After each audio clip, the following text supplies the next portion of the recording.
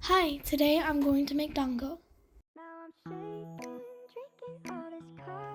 Okay, so the first thing is the water. We will use this for the dough. It's 1/3 of a cup of water. Next, we have this Japanese shoyu soy sauce, which will be used for our dango glaze. Next, we have sugar, which will help sweeten up our dango sauce. We also have glutinous rice flour, which will be used to form the mochi-like dango. We also have cornstarch. Okay, so for the ingredients, we will use the water and the rice flour. So you have to start by taking 1 cup of the rice flour, just measure it out, and then we're going to mix in the rice flour with the water. This should, once mixed, form a doughy texture, kind of like Play-Doh. As we mix our water in with the rice flour, it becomes a doughy mixture, which is soft, Play-Doh-like, and some people say it might feel like your earlobe, which is the texture you want if you want to get the perfect dough for your dango. If it doesn't mix properly, you can always add more water. Just make sure not to add too much, or else it will be too watery and you cannot use that as a dough. So this is all of our dough that we made.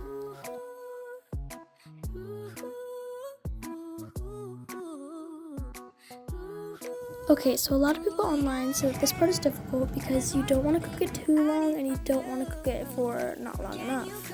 While we wait for our water to boil, we have to turn our dough into balls about 1 inch big, maybe 2 centimeters. It just depends on what you want.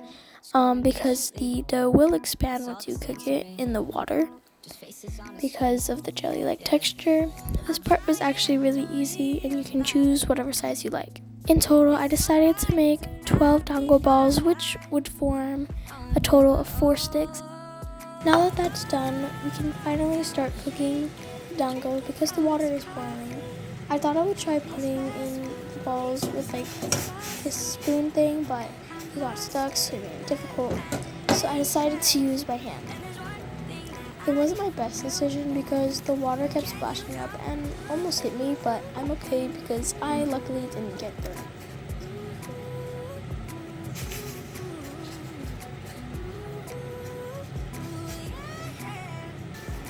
Once finished, I realized that in the water, the dough balls kind of reminded me of boiling fish balls out of a packet.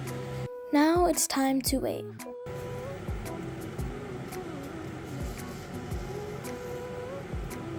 So after the dango cooks, you actually need to keep it in ice water so it doesn't overcook and get too squishy in the middle so they wouldn't stay on the stick, which would not be good. So I'm taking this ice from my freezer and we're just going to mix it with some water. That way we can cool off the dango when it is floating above the hot water.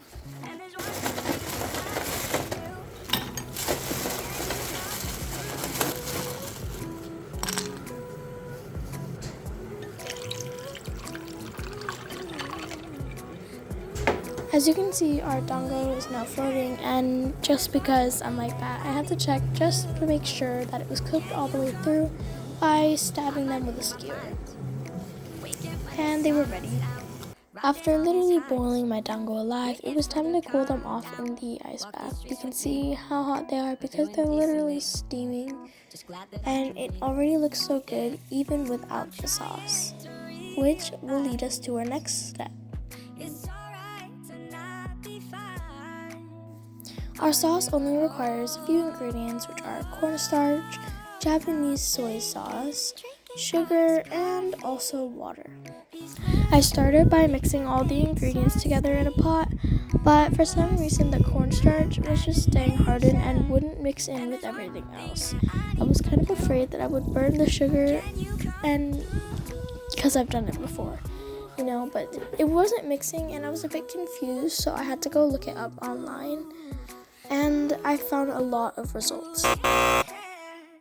For my second attempt, I tried using different ingredient proportions and I tried the microwave way, which I wasn't so sure about, but I decided to give it a try anyways. I wasn't sure what I thought would happen, but it came out as like jelly, almost like jam. And at first I thought it was okay, but then I realized it was way too thick. And even when I mixed it, it did not get thinner like it said in the video, which leads me to believe I put too much cornstarch. Aww. Instead of giving up and using the failed sauces, I decided to try another recipe that I found. And I don't know, it looked like it was going to be better. Since I have to wait for the sauce to simmer, I'm going to put my dango on the skewers.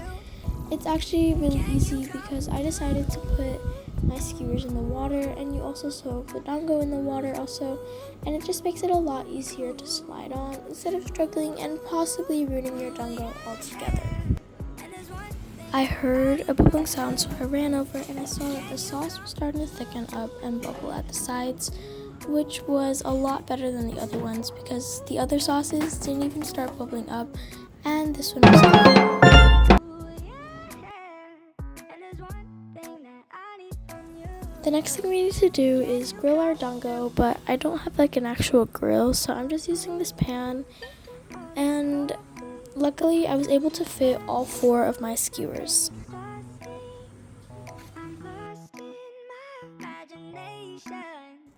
The next step is to remove our dango from the pan and plate it up and make it look nice. So I chose this plate because it's really pretty and it's also one of my favorite plates.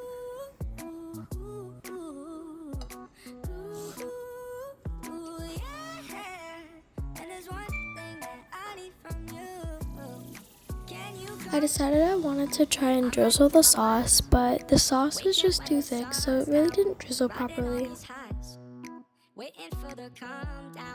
Ladies and gentlemen, this is the grand reveal of our dessert. You can see the sauce that we made and our skewers, and I just think it looks really cute, and it was really fun to make. สวัสดีครับผมชื่อคูเปอร์ครับวันนี้คูเปอร์จะกินดังโก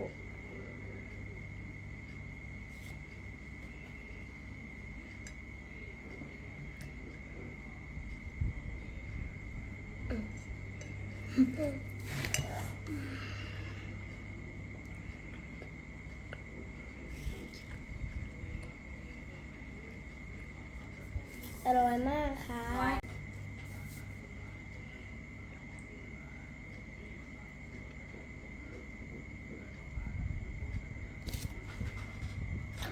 อยากขโมยนี่ค่ะวันนี้หนูจะกินดังโกเป็นขนมหวานญี่ปุ่นแล้วก็ซอส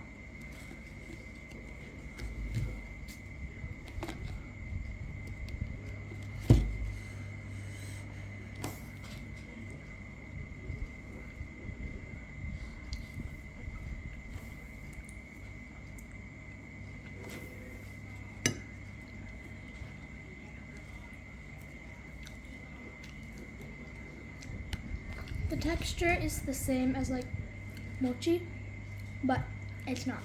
It's dango. And the sauce is sweet, but it also has like a savory taste, probably because of the soy sauce. In all honesty, I give it 4 stars.